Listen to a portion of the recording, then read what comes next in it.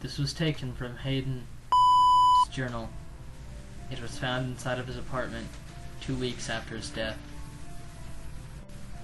On a quiet afternoon in a normal bustling city, the air smelled of pollution and kerosene, and I sat by my apartment window, peering out of it. I questioned why I even bothered getting up in the mornings. On the verge of madness, with medications coursing through my body, my world was falling apart around me.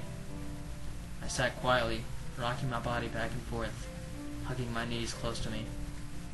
Am I seeing that? Is this real? A question I asked myself every day. My mind raced as I shook my head, rubbing my eyes in disbelief. I was unsure if it was my hallucinations or a creation from my undisturbed mind. A dark figure, cloaked by a heavy trench coat, head topped with a dark fedora.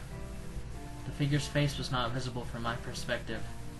He was hunched over, his movements unnatural, the muscles in his arms and legs twitching as he inched closer to my apartment building. The world around him moved in slow motion. Dropping a parcel on the building's doorstep, he gave me a quick wave. The shadow of his fedora concealed a vast majority of his face, except for this one feature. His smile. I shuddered in fear. It disturbed me. It's hard for me to describe it. The memory haunts me to this day. But for the sake of my story to be told, I believe I must. His mouth mimicked decay, the corners sliced open, carved into a permanent smirk, exposing his rotten gums. His teeth carved into rotten shapes, protruding. I ran to my room, barricading myself, and clawed at my arms as I feel the shadows of nightfall falling around me, draping me. My throat felt dry as I wiped away frightful tears. I popped my head out of my bedroom, my eyes wandering around the dark halls for any sign of that dreadful creature. I can't even consider it a man, despite its upright shape. Filling a glass with cool water, I gulped it down quickly. A nagging feeling of forgotten task, mixed with fear, dwelled in the back of my mind. Glancing across the darkened room, I couldn't help but notice a red, blinking light. I switched the voice machine on, checking my messages. "Hey, Hayden, there's a package at my office. Come pick it up. No one saw who left it, but I think it might be important." The mechanical voice of my landlord echoed from the machine. I switched it off, taking slow strides down the apartment building. The wall showed wear, wallpaper peeling off the walls, molds penetrated the ceiling. It unnerved me, the way the lights flickered like that, from the faulty wiring. Chills ran down my spine as I heard the scurrying of rats deep in the walls. I knocked twice on my landlord's door labeled, "Employees only," but I heard no response, only the humming of static. My curiosity got the best of me as I pushed the door open. Fear struck me right in the face as my eyes opened, roaming over the silhouette of my landlord's figure. His back was visible from behind his ratty old recliner. "Mr. Kelly? Are you alright? Can I pick up my package?" I called, hoping to God that he would respond.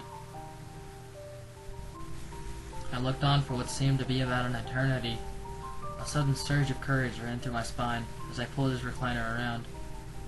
My mouth fell open, gasping, stifling a scream from escaping my throat. I was afraid. Whatever had done that to him could still be roaming the halls. The poor sap looked similar to one of those grotesque creations of my disturbed mind. His eyes were completely hollow, except for the dangling flesh of the destroyed muscles and nerves off of his eye sockets. The eyeballs itself pulled forcefully from Mr. Kelly's skull. I couldn't help but wish to vomit when I saw his mouth. It was similar to the apparition I had saw, waving at me, taunting me with its disturbance. His mouth pulled from his cheeks as mud and dirt was smeared on his gums, leaving them with a rotten image. His teeth individually yanked out of his bleeding gums with a new disturbing twist. They were placed into his cheek. Yes, I mean it, as in chunks of flesh were carved out of his face to allow space for teeth, sloppy arranged into demented rows. I fell back from shock, holding on to the small sanity I had left. I couldn't believe it. I wondered if it was real. I shook quietly as the window let in a stream of cold air, allowing the dirty curtains to flutter carelessly. The static rang into my ears. His television was still on. Despite my better judgment, I switched on the television. The static grew louder, but stopped abruptly. The television played a video on the surveillance tape from what appeared to be a week before. It showed a man dressed in a dark coat and a fedora, standing in front of an apartment. I jumped back, startled to see the apparition once again. But to my horror, the camera zoomed into the number. It showed 356. My apartment. I wiped away tears from my eyes from the fear as the video continued. It showed a progression of videos of places that I'd been to. And as quickly as the video played, static played again, only to be replaced by a video of Mr. Kelly's death.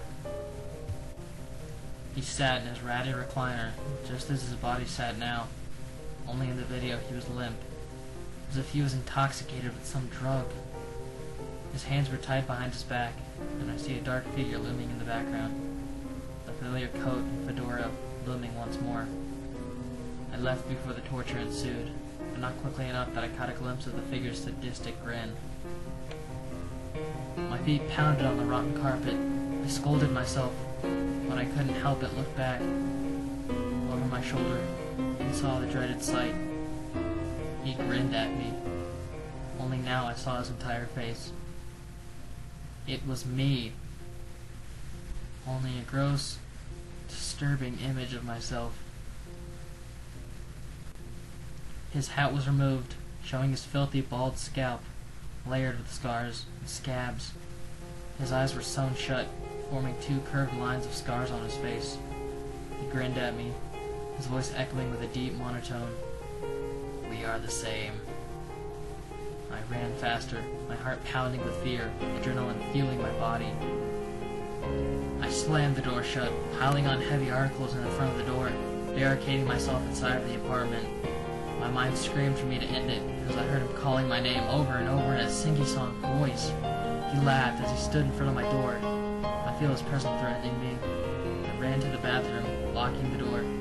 As I felt heavy footfalls across my hall, there was only one more shred of hope for me. I dashed to my bedroom, right across from the bathroom, as I grabbed the rope from underneath my bed. These are taken from the police report. Upon inspection of the property, we found a body of a young Caucasian male hanging from a beam of the victim's bedroom.